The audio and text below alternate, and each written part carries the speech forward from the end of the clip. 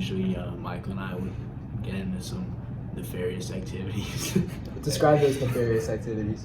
Running on over to cross country. I mean, can we talk about Josh Taylor? So he's getting extra hard at practice. He's getting yelled at after every mistake, but he still goes out there and he handles that stuff like a big man.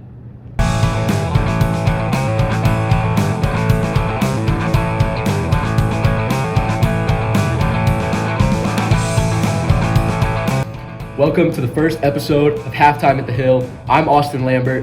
And I'm Miles Adams, and we are pumped to be here today to bring you the latest news of sports on the Hill. So this is our fall sports recap, and what better to get kicked off with football here. So listen, we know the 1-9 record doesn't appear great on paper. However, this team has some dogs. Gavin Glasgow, the kid's so quick, so agile, he can run like crazy. You got Logan Eastep on defense. He's a ball hawk. He picks the ball off. He's playing in the rivalry game soon.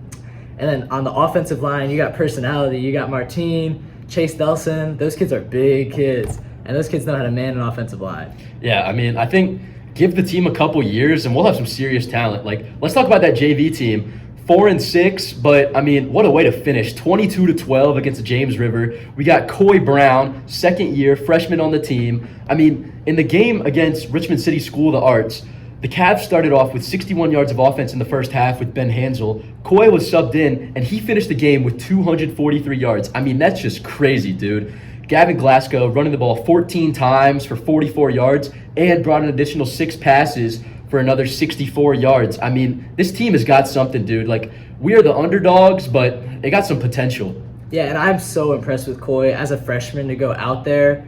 1 year, less than a year of varsity experience, played JV for some of the year, played in both games, and just to go out there and handle that varsity game and put destruction down onto Richmond was impressive. Yeah, and not to mention that he played Thursday night right before, came out and balled on Friday. Like, that dude's something else, man. I can't imagine that. He's just so committed to the team, and his father is one of the coaches there, so he's getting extra hard at practice. He's getting yelled at after every mistake, but he still goes out there and he handles that stuff like a big man.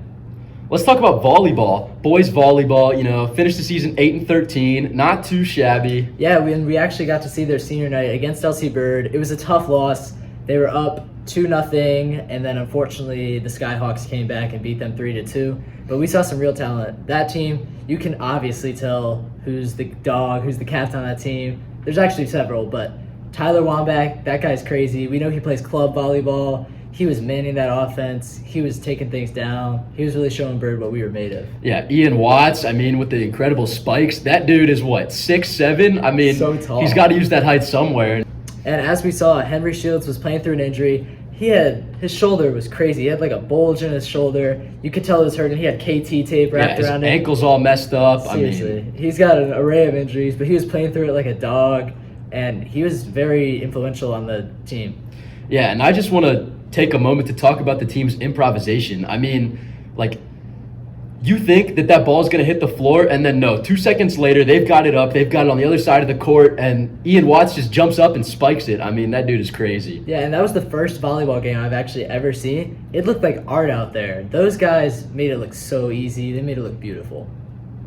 And let's not sleep on those Lady Cavs either. I mean, the girls finished the season, similar record, 8-11. We got some talent out there. Defensive specialist Sophia Carter, Maggie Samuel. We got Kayla Varner. I mean, those girls can do something. Yeah, and with that, aside from Sophia Carter, both Maggie Samuel and Kayla Varner are juniors, along with Chasia Delazar. Those are 3 juniors that are starters this year. If they keep this form going into senior year, they're going to be a good team next year too. That's what I'm talking about. Mm-hmm. So the field hockey team finished 3-14. However, they had 3 players make third team all-region that we want to highlight today. So Kinsley Varn made it as a midfielder. Maggie Bodman and Campbell Redding both made it as defense. So this team definitely has some talent. And the record, they probably played some hard teams. I know Cosby's really good. I know Midlow's really good. And we have to play them twice a year. Yeah, I mean, they've got a lot of college commits, a lot of D2s, D3s, but all regions have something to overlook. I mean, that's quite an accomplishment. It's a high honor. And y'all should be proud of that. Mm-hmm. If you think about it, only 15 people in each position make it. So that's really tough. Running on over to cross country, I mean, can we talk about Josh Taylor? #1 ranked in Virginia. He just won regionals. He's on to states now. 1450 PR. I mean, wow. For a 5K, I could never. Seriously, a 5K in 14 minutes is unbelievable. And this kid's mentor, Caleb Wilcox, is out running D1 at William & Mary now. And I knew Caleb personally. I knew they had a tight relationship. Caleb was almost a father figure to Josh, and now Josh is out there killing it at his own meets while Caleb is running in college. It's a really good story. All right, guys, now we're on to the golf team. We brought in some guest stars from golf. Why don't y'all introduce yourselves?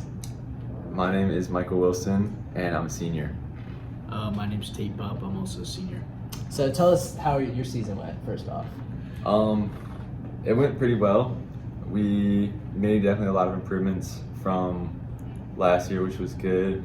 We had a lot of people that were returning, and as well as a lot of new players. So it was really good to see more people come out onto the team, and as well as a lot more people returning. Yeah, and how long have you played golf for?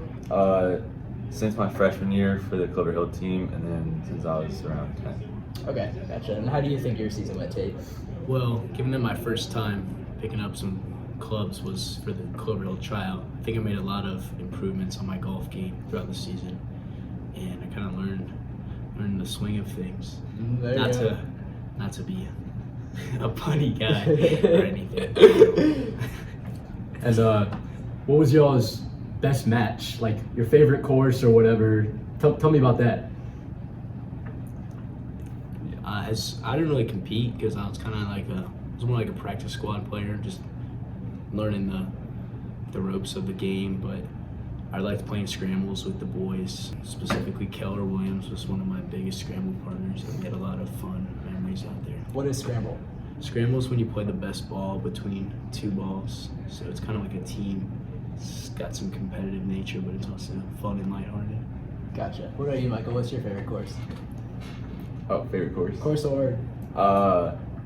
My favorite course is probably Independence. It's pretty close by, and it's a really nice course. So it's always fun when we get like a few matches there, just going to play a really nice course that you wouldn't be able to normally. I gotcha. Yeah. What was y'all's pre-match routine?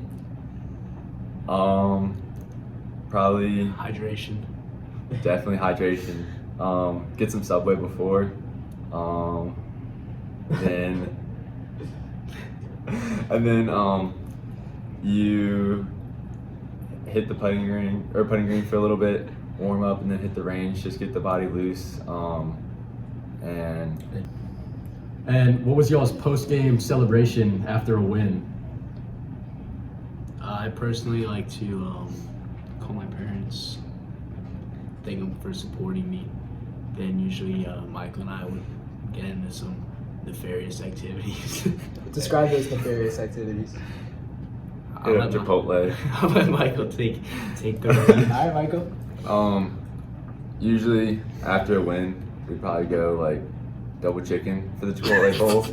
Usually if we lose, we'd still hit Chipotle, but probably we didn't really want to celebrate, so just single protein. We would go to Moe's. Oh, we yeah. never went to Chipotle. Moe's, sorry, not Chipotle. Yeah, we actually caught y'all at Moe's after a match at one point. How did that match go? Do you remember? I think that time actually was a practice round. Oh. Yeah, so it was kind of just the boys playing before. Do you want to before tell a them how match. that match ended up? How the scramble was decided, or should I? You can tell the story. Yeah, So it was this. so it was Jolie joined us on That's our coach. the 8th hole, and it was me and Jacob, who's a freshman, versus Michael and Kyle, the 1 and the 2. So they were expected to win, but we were going in the 9th hole, and when we finished, it was all tied up. So everyone goes, and Michael puts the ball pretty close, and there's one person left, and that's me. And no one really believed in me, and I didn't know if I had faith in myself, but just got up there, gave it a little touch, and put it right, put it right in the hole.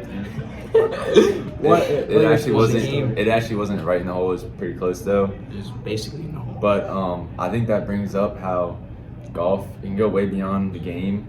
I think it can really transcend into life. What, are y'all like competitive like that? Is there beef? No, there's beef. There's no beef at all. There's no beef at all. Yeah. Gotcha. All right, y'all. There's only ground beef. There you go. All right, thank you boys for joining us. Yeah, we appreciate everyone coming out here. Was that it? I'll cut that up. Shout out Golf, shout out Michael, shout out Tate. All right, y'all. That was the first episode of Halftime at the Hill. That was our fall sports recap. Can't wait to see y'all out for Winter Sports Preview. Bye, guys. There's gonna be so many cuts. We don't need no thought control. No dark sarcasm. So No, let's they just weren't. I lied. Let's just keep that. He gives it all. Seriously, and like a big man. Pause it.